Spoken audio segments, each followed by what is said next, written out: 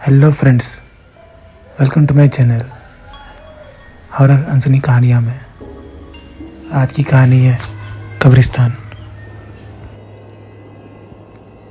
चलिए दोस्तों, शुरू करते हैं आज की कहानी कब्रिस्तान। मनोहर के घर पुराने कब्रिस्तान के पीछे था और उसके घर के छत से वह कब्रिस्तान अच्छे से दिखता था। वह रोज़ उस कब्रिस्तान को पार करके ही अपने काम में जाता था। मनोहर के 2 बच्चे थे और दोनों बच्चे बड़े ही शैतान थे। बड़े बेटे का नाम रॉकी और छोटे बेटे का नाम विकी था।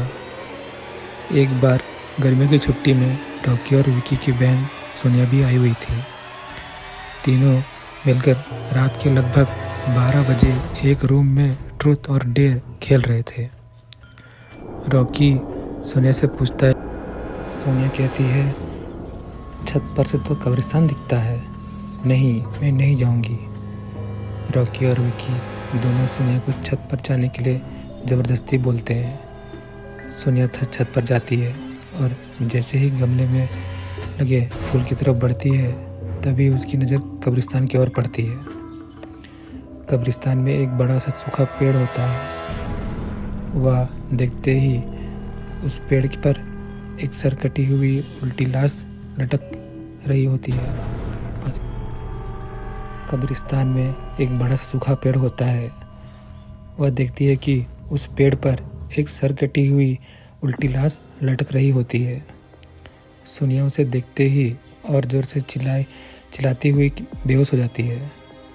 फिर जब सोनिया बहुत देर तक छत पर से नहीं लौटती है तो रॉकी और विक्की दोनों डर जाते हैं और वह छत पर जाकर देखते हैं कि सोनिया बेहोश पड़ी है। वह तुरंत मनोहर को बुलाते हैं और सारी बात बताते हैं। मनोहर को कहता है, तुम तीनों को ऐसा खेल खेलने की ज़रूरत क्या थी? और रॉकी, तुम तो जानते हो उस कब्रिस्तान के बारे में कैसी कैसी खबरें आती है, फिर भी तुम सोनिया को रात में छत पर जाने के लिए क्यों भेजा? रॉकी कहता है, सॉरी डैड, मुझसे गलती हो गई, हम आगे से ऐसा नहीं करेंगे।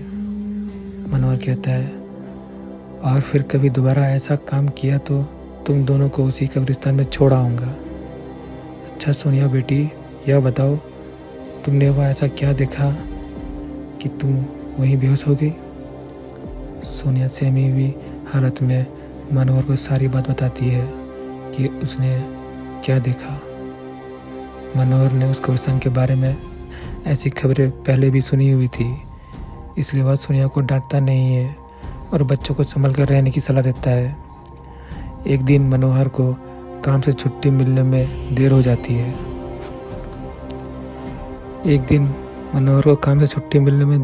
है।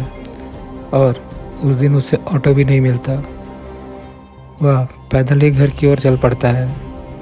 इधर विकी और रॉकी दोनों आपस में बात करते हैं। रॉकी कहता है, विकी, तुम्हें क्या लगता है सोनिया ने जो कहा वह सच है? मुझे तो लगता है कि वो सिर्फ बातें बना रही है, वो उसका भ्रम होगा। विकी कहता है, अरे नहीं भाई, तुमने उसकी हालत देखी? एक दिन भी वह यहाँ नहीं रुकी। और विकी कहता है, अरे नहीं भाई, तुमने उसकी हालत देखी? एक दिन भी और यहाँ रुकने को तैयार नहीं हुई। मुझे लगता है कि उसने सच में कुछ देखा होगा।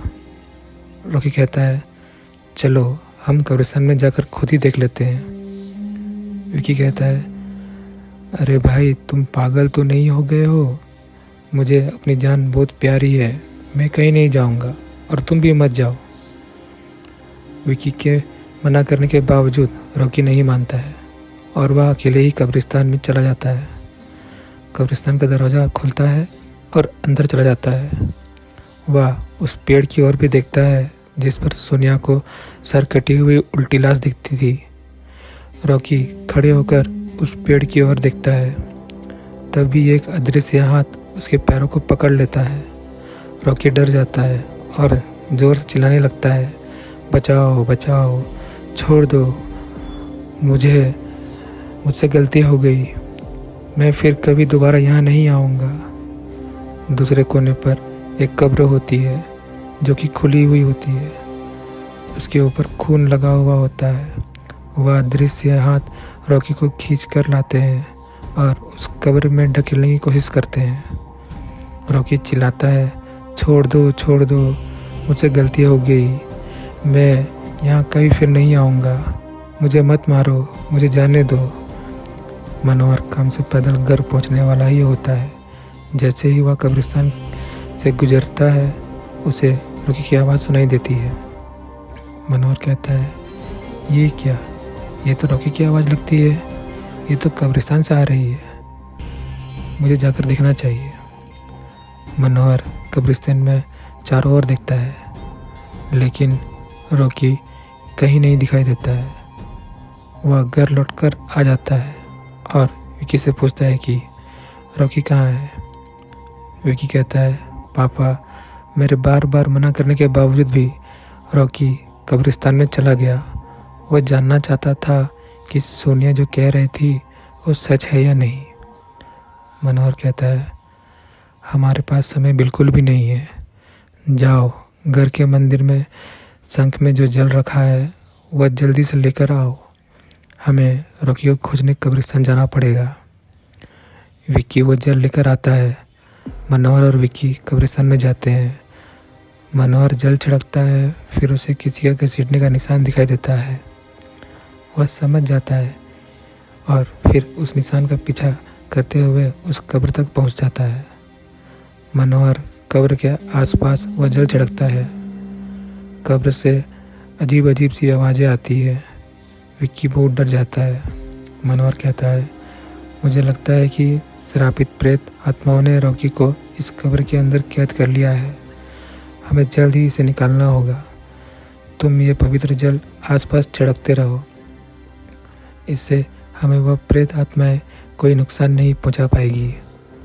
मैं कब्र को खोलने की कोशिश करता हूँ। मनोहर उस कब्र को खोलने की बहुत कोशिश करता है। अंत में वह कब्र खुल जाती है। उसके अंदर रॉकी लथपथ बेहोश पड़ा होता है। मनोहर रॉकी को लेकर हॉस्पिटल जाता है। उसकी हालत बहुत गंभीर होती है। उस दिन के बाद मनोहर उस घर को छोड़कर शहर से दूर एक दूसरे घर में अपने पूरे परिवार के साथ रहने चले जाता है। तो फ्रेंड्स, कैसी लगी आपको ये मेरी कहानी? तो मिलते हैं आपसे नेक्स्ट वीडियो में। Thank you.